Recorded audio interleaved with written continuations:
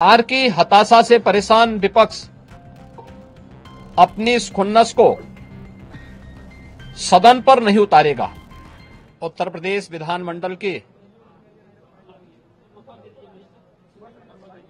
आज से महत्वपूर्ण सत्र बजट सत्र प्रारंभ होने जा रहा है।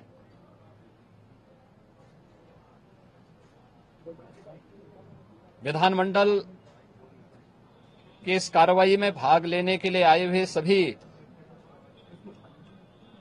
माननीय सदस्यों का मैं स्वागत करता हूं।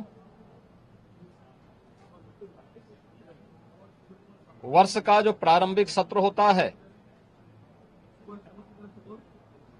यह राज्यों के अंदर महामहिम राज्यपाल जी के अभिभाषण से इस सत्र की शुरुआत होती है। इसके अलावा वर्ष भर के लिए राज्य सरकार का बजट भी इसी सत्र के दौरान पारित होता है। अन्य विधायी कार्यों के साथ ही जनहित से जुड़े हुए, राज्य के विकास से जुड़े हुए महत्वपूर्ण मुद्दों पर भी सदन में चर्चा होती है। आज विधानमंडल की कार्रवाई प्रारंभ होने के साथ ही महामहिम राज्यपाल जी का महत्वपूर्ण अभिभाषण संवेद सदन को महामहिम राज्यपाल जी के द्वारा अपने अभिभाषण के माध्यम से संबोधन होगा। इसके उपरांत कल से महामहिम राज्यपाल के भाषण पर सदन में चर्चा भी होगी। 20 फरवरी को वर्ष 2025-26 का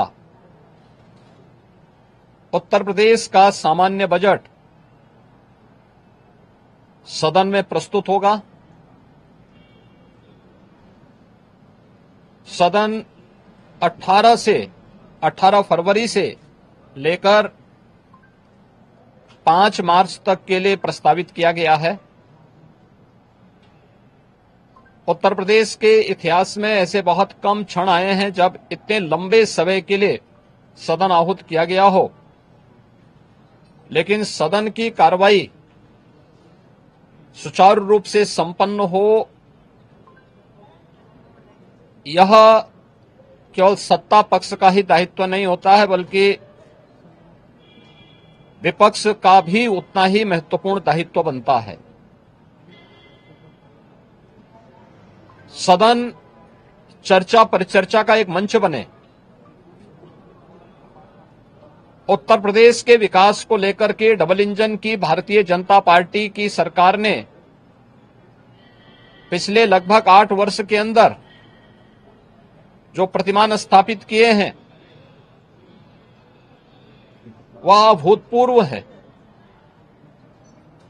उसकी झलक अभिभाषण के माध्यम से भी और सदन के अंदर चर्चा परिचर्चा के माध्यम से भी देखने को मिलता है।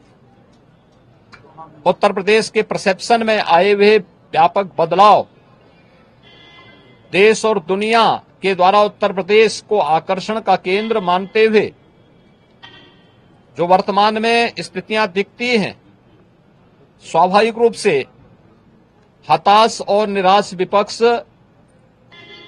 इन मुद्दों पे चर्चा करने से भागने का प्रयास करता है, सदन की कार्रवाई में बाधा पैदा करने का प्रयास करता है।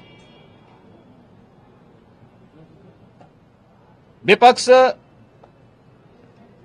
अगर सार्थक चर्चा को आगे बढ़ाने में मदद करेगी तो मेरा अनुमान है कि यह एक बहुत अच्छा सत्र, बजट सत्र हो सकता है, जिसमें अगले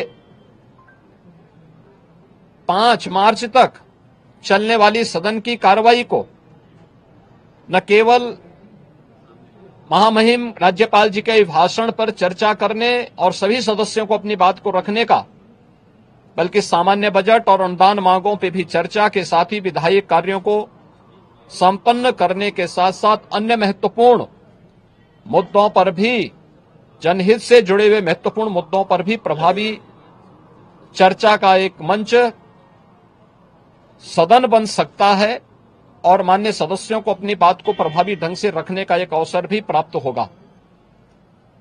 हम उम्मीद करते हैं कि हार की हताशा से परेशान विपक्ष अपनी इस खुन्नस को सदन पर नहीं उतारेगा। सदन की कार्रवाई को सुचारू रूप से संचालन करने में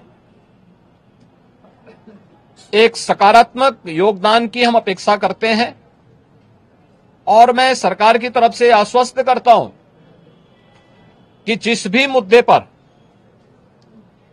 यद्यपि अभिभाषण और बजट अपने आप में समग्रता को लेकर के दो महत्वपूर्ण मुद्दे होते हैं जिनमें विपक्ष ही नहीं बल्कि सदन का हर सदस्य अपनी बात को प्रभावी ढंग से रख सकता है, लेकिन इसके इतर भी अगर किसी मुद्दे पर विपक्ष चर्चा करना चाहेगा, सरकार उसका तथ्यात्मक जवाब देने के लिए पूरी तौर पर तैयार है।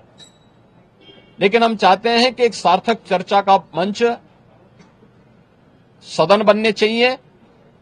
आरोप प्रत्यारोप या फिर असंसदीय आचरण से इस समस्या का समाधान नहीं हो सकता है और मैं उम्मीद करता हूं कि महामहिम राज्यपाल के भाषण से उस सुदृढ़ और मर्यादित संसदीय आचरण की शुरुआत हम लोग विपक्ष के अंदर देखने का प्रयास करेंगे। उम्मीद करते हैं कि उस प्रकार का आचरण सभी माननीय सदस्यगण और खासतौर पर विपक्षी सदस्यगण सदन में दिखाएंगे, जिससे लोकतांत्रिक मूल्यों के प्रति आम जन की आस्था को और सुदृढ़ करने में मदद मिलेगी। मैं एक बार फिर से बजट सत्र के शुभारंभ के अवसर पर आज उत्तर प्रदेश विधानमंडल की जो कार्रवाई प्रारंभ होने जा रही है कुछ ही देर में, इसमें भाग लेने के लिए आए हुए सभी माननीय सदस्यों का हृदय से स्वागत करता हूं।